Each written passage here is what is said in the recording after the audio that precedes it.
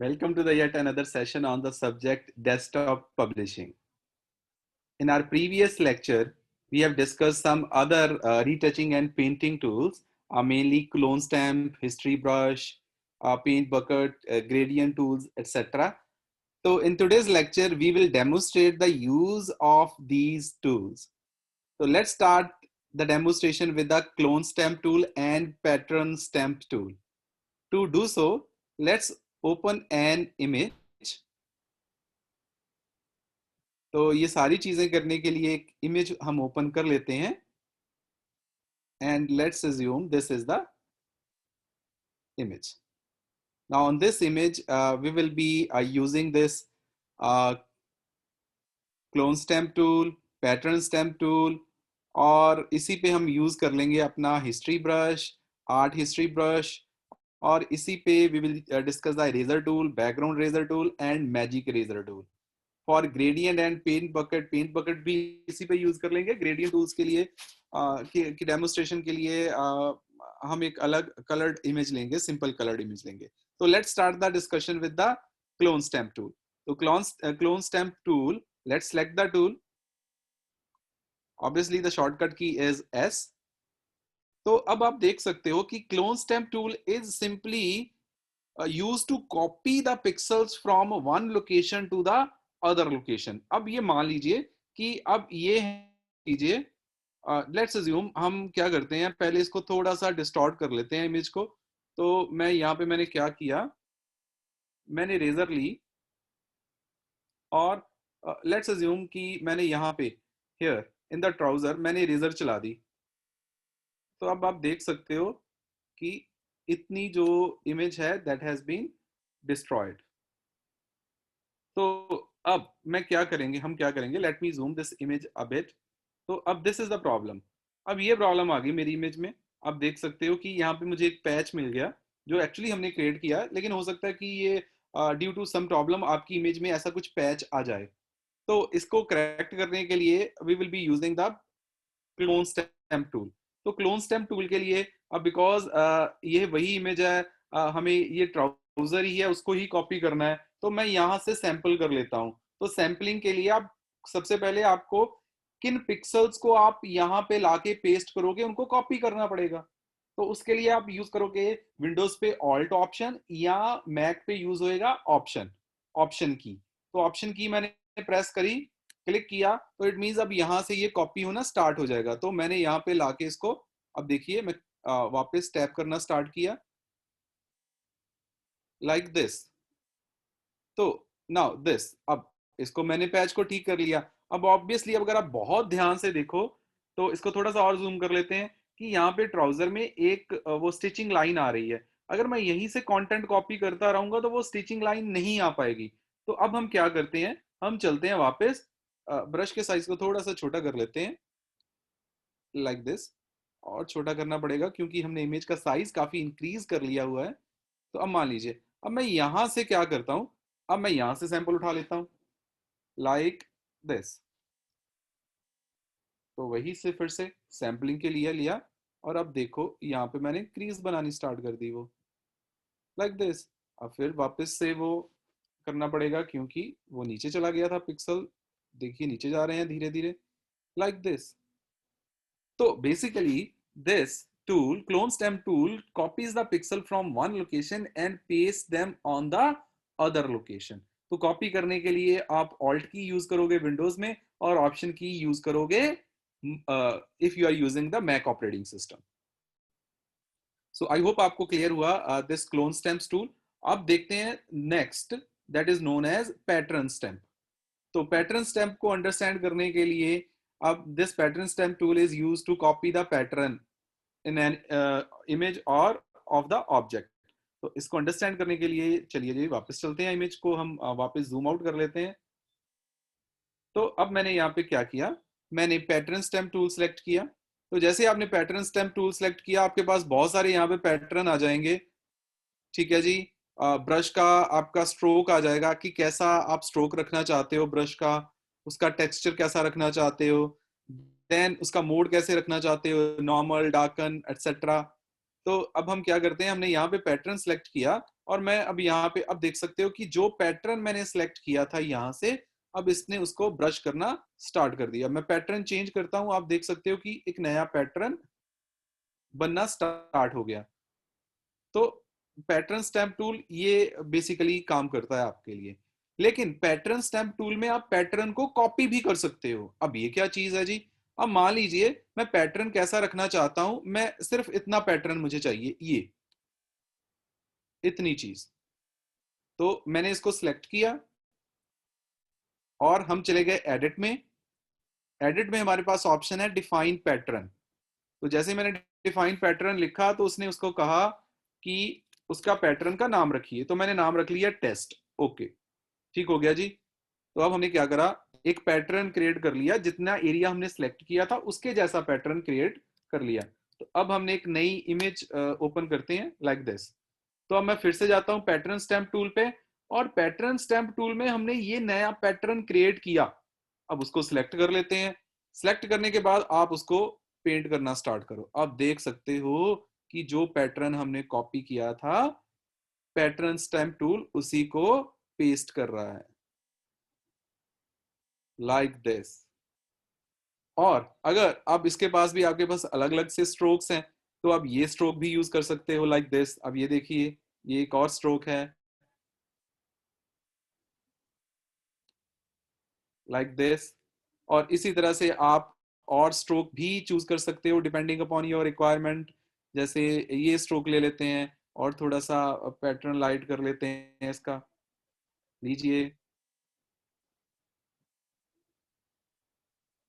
Like this.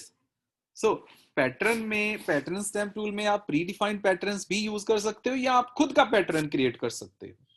काफी amazing tool है। और ब्रश स्ट्रोक्स हैं जो आपको वो फ्रीडम देते हैं, वो पैटर्न का अलग अलग मेथड। अब ये देखिए नाउ दिस, अब कोई भी pattern depending upon your requirements, brush का स्ट्रोक चेंज करोगे वैसा पैटर्न क्रिएट हो जाएगा। अब ये देखिए, यूजिंग द लीव्स,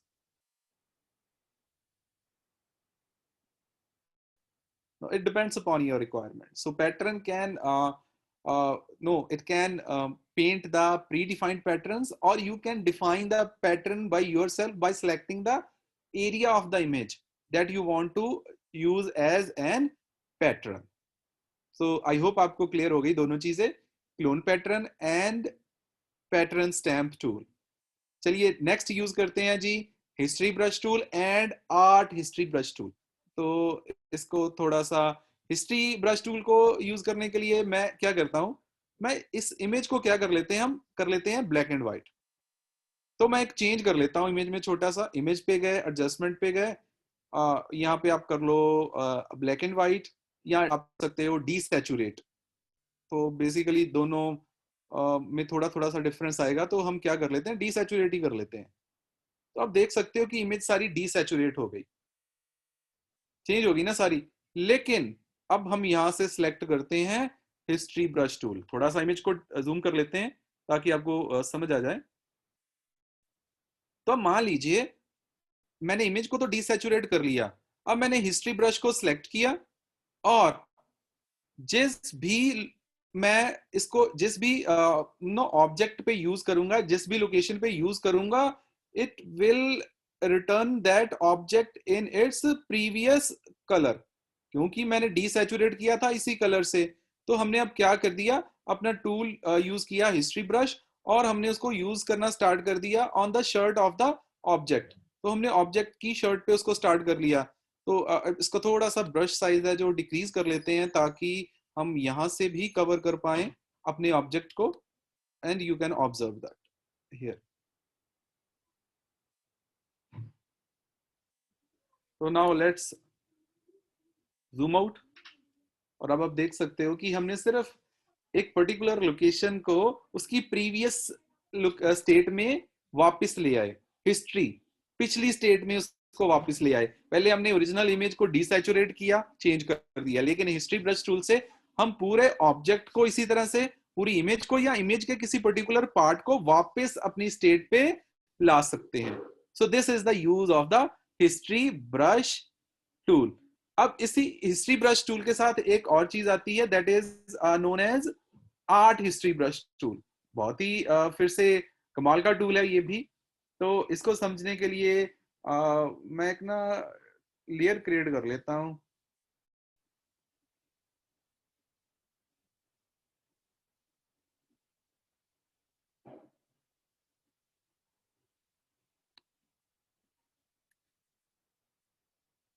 तो एक न्यू लेयर क्रिएट कर लेते हैं।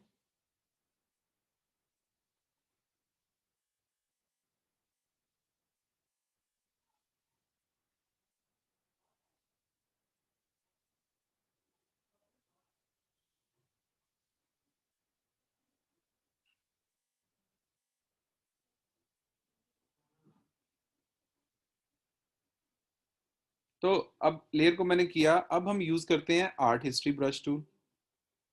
तो इसका स्ट्रोक थोड़ा सा इंक्रीज कर लेते हैं और इसको थोड़ा सा जूम कर लेते हैं अपनी इमेज को। बिल्कुल ठीक है। तो लेट्स जूम इन। तो हिस्ट्री ब्रश को सिलेक्ट किया और अब देख सकते हो इस तरह से उसने, हिस्ट्री ब्रश टूल ने आर्टिस्टिक इफेक्ट देना स्टार्ट कर दिया। I mean obviously you can do this to the anything like this. अब इसमें हमने ब्रश को काफी बड़ा रख रखा है, उसके कारण ये हो रहा है। इसके अलावा आपके पास बहुत सारे यहाँ पे ऑप्शंस हैं, tight short, tight medium, loose medium. अब जैसे ये देखो लूज मीडियम, तो you can have the different effects like this.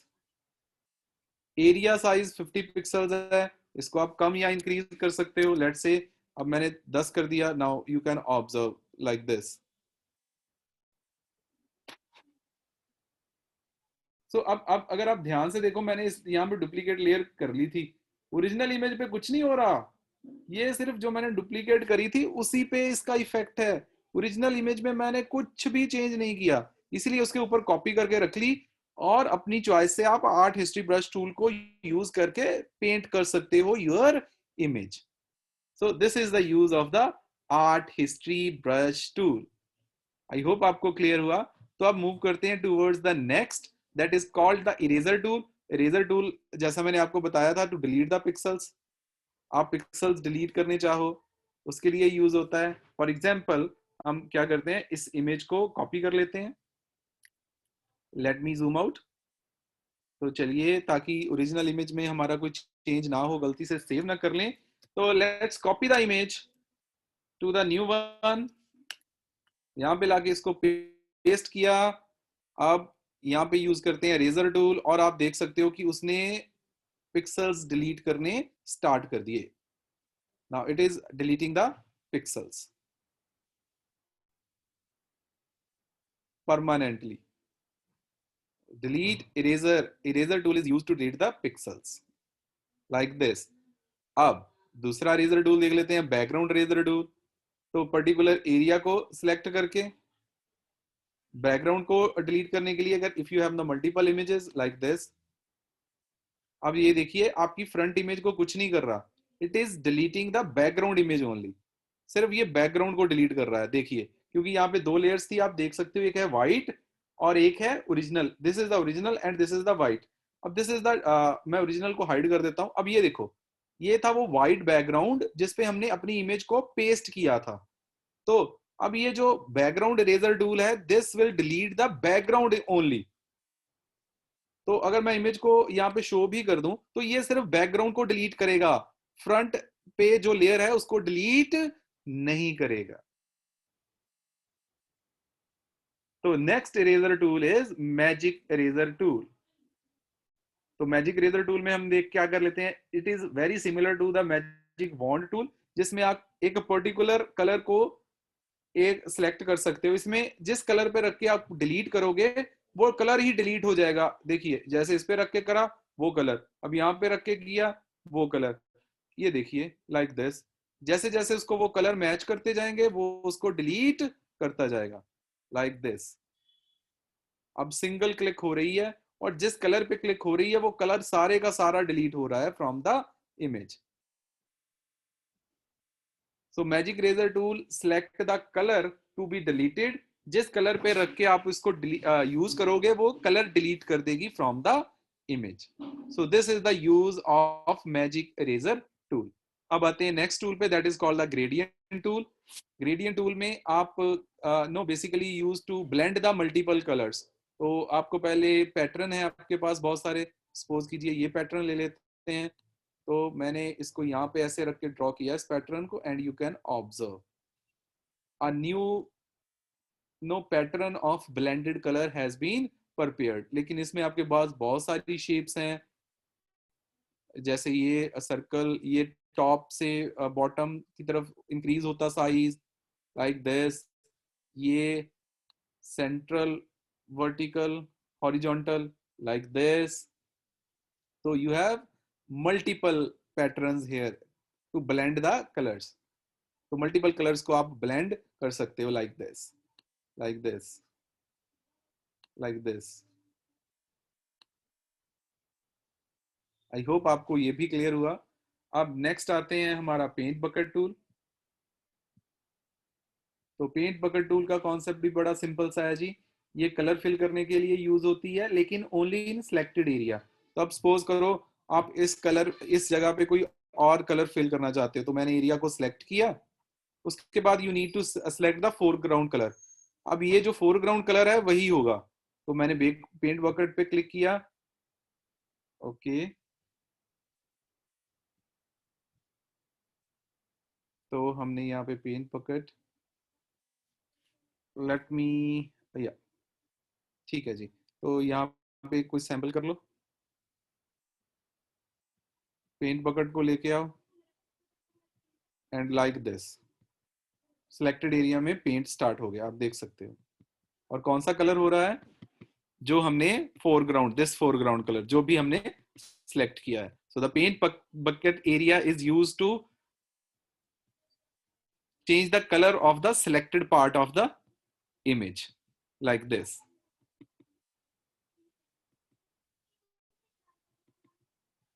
Just need to tap like this। तो आप देख सकते हो कि हमने उस कलर को चेंज कर दिया। तो ऑब्वियसली अब इसी सिलेक्टेड एरिया में you want to implement the gradient tool. फिर आपके पास ऑप्शन रहेगी, ग्रेडियंट टूल पे जाओ, then draw the pattern that you want to use, like this।